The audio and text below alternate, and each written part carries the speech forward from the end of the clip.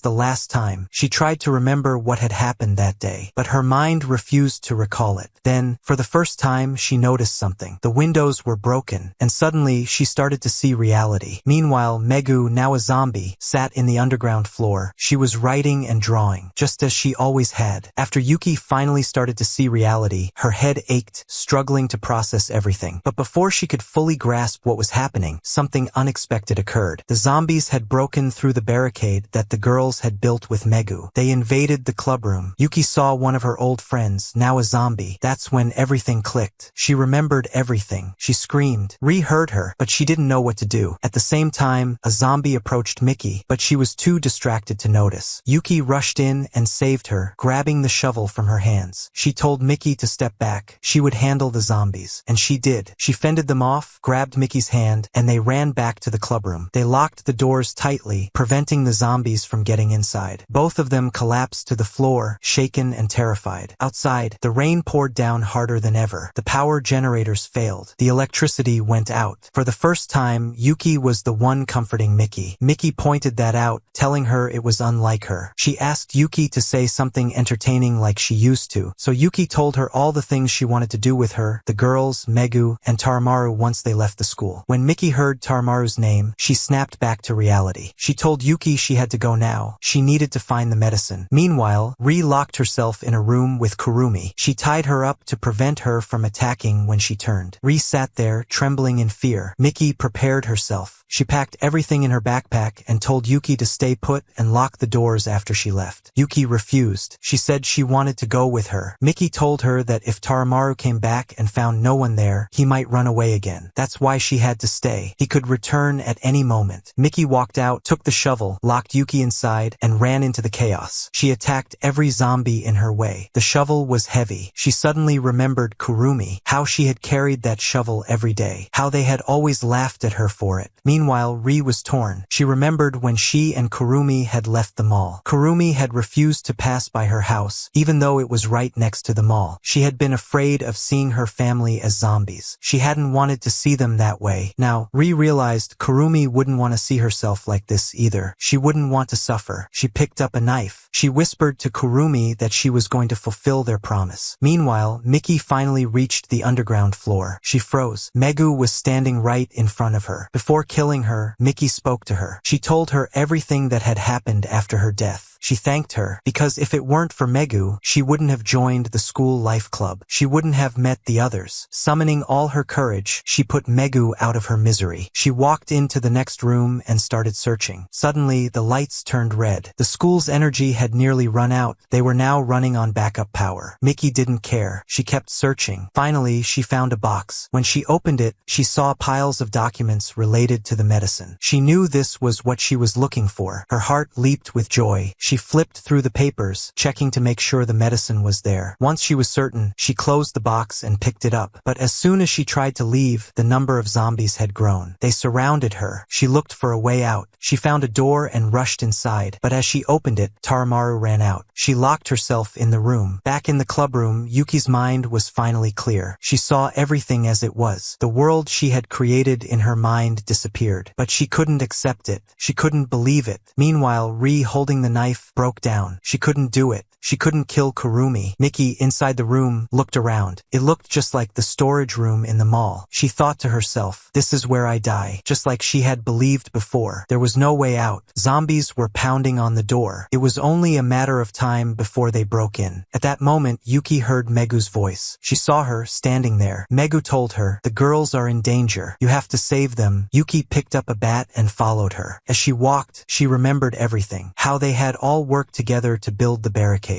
How she hadn't helped. How she had always caused problems. But Megu had always been by her side. Megu had told her that her smile and optimism were what kept them all going. Her words had always comforted Yuki. Now Yuki kept walking. She heard Megu speaking to her again. She told her she was close to the broadcasting room. She reminded her of their promise. She whispered it into her ear. When Yuki opened the door, Megu was gone. Yuki collapsed, crying. For the first time, she finally accepted it. Megu was gone, and she said goodbye. Yuki kept running, dodging the zombies, her mind focused only on one thing, saving her friends. Meanwhile, the zombies finally broke down the door and stormed into the clubroom. Yuki quickly climbed onto a high surface, making sure they couldn't reach her. But deep inside, she knew this was the end. No one was coming to save her. As Yuki ran through the corridors, fighting off zombies, one of them managed to knock her to the ground. She froze in fear, convinced that this was her fate. But just as the zombie lunged at her, Taramaru appeared. Driven by instinct and memories, he attacked the zombies relentlessly, allowing Yuki to escape. Looking around, Yuki spotted the broadcasting room. She rushed inside, calling for Taramaru. Grabbing a strap, she carefully tied him up to prevent him from biting her. She hugged him tightly, her tears falling onto his fur, whispering words of comfort. Then, she placed him in a locker and locked it securely. Taking a deep breath, Yuki turned on the microphone, broadcasting her voice throughout the entire school. She spoke to all the students, the zombies. She told them it was time to go home, reminding them of how much they had loved the school. Their memories were what kept them there, but everything had an ending. She recalled all the wonderful moments they had shared, laughing in the hallways, working in the labs, participating in club activities. As she spoke, the rain finally stopped. The sun broke through the clouds, casting golden light over the school. One by one, the zombies began to leave, just as their lingering thoughts told them to. At the same time, Miki managed to escape at last. She ran as fast as she could, determined to save Kurumi. Clutching Kei's radio tightly, she refused to leave it behind. She arrived just in time and handed the medicine to Ri, who quickly began treating Kurumi. The next day, they all woke up beside Kurumi, waiting anxiously. Taramaru had also received the medicine. When Kurumi finally opened her eyes, she felt completely fine. Overwhelmed with relief, everyone rushed to hug her, tears streaming down their faces. However, Taramaru remained weak. He stirred slightly inside his box but struggled to move. Fear gripped them all as they gathered around him. Ri reassured them that she had given him the medicine, but it seemed like they had acted too late. Yuki optimistically suggested that he might just be hungry. They offered him food, but he couldn't eat. Instead, he coughed weakly. Miki gave him some water and held him close, telling him that without him, she would have never met the girls. Yuki wouldn't have survived. They wouldn't have been able to save Kurumi. She continued talking to him, but when she looked up, she saw the others crying. That's when she realized Taramaru had stopped breathing. He was gone. Tears fell from Miki's eyes as she clutched him tighter, unable to believe it. They all mourned the loss of their beloved companion. They took him to the rooftop and buried him next to Megu. They placed all his belongings in his grave as a final farewell. After the burial, Yuki stood before Megu's grave, speaking to her, saying her last goodbye. She cried, and Miki joined her. Days later, they gathered in the clubroom, discussing their dwindling food supply. Even their storage was nearly empty. Frozen food was starting to spoil due to the lack of electricity, and the filtration system for their water tanks was no longer working. Kurumi finally said what they had all been thinking. They had to leave. The school was no longer a safe place. Ri then mentioned something she had discovered. While looking through the documents, she had found a map. Upon closer inspection, she noticed a symbol, which she believed marked the location of a survival shelter. However, the location was quite far from their school. Kurumi suggested using Megu's car, just as they had done fun on their last trip. But hesitation lingered in the air. If this was indeed a shelter, would they even be allowed in? Would the people there accept them? Kurumi pointed out that no matter what, nothing could be worse than the zombies. At that moment, Yuki interrupted them. She had noticed bite marks on one of their food bags, but these weren't Taramaru's, they were too small. That meant there was another dog somewhere in the school. The realization excited them all. This was likely the same reason Taramaru had escaped that night. He had sensed another dog. Determined, they decided to search for it. Ri suggested that since they were leaving anyway, they might as well properly say goodbye to the school. Yuki, filled with her usual enthusiasm, announced that they couldn't leave without having a graduation ceremony first. Everyone agreed. They decorated the clubroom, hung banners, and wrote letters to themselves. They brought out whatever sweets they had left and celebrated. When the time came, they stood together, each taking a letter and reading it aloud. Miki was the first to speak. She read her words to her friends, thanking them. Without them, she would have never overcome her fears. She wouldn't have had a life worth living. Without the school life club, she wouldn't have survived. She expressed her deepest gratitude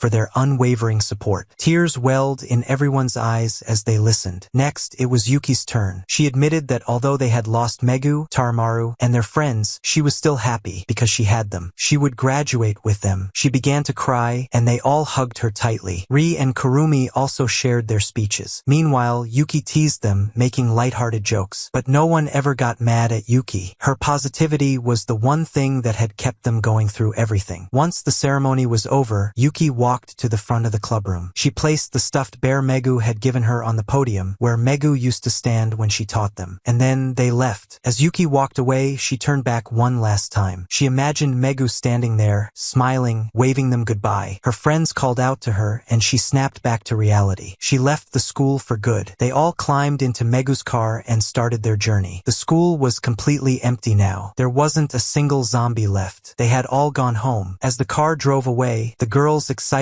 talked about what they wanted to do next. Each of them shared the places they wanted to visit. They kept driving, not knowing what the future held. But that didn't matter, because as long as the four of them were together, nothing else did.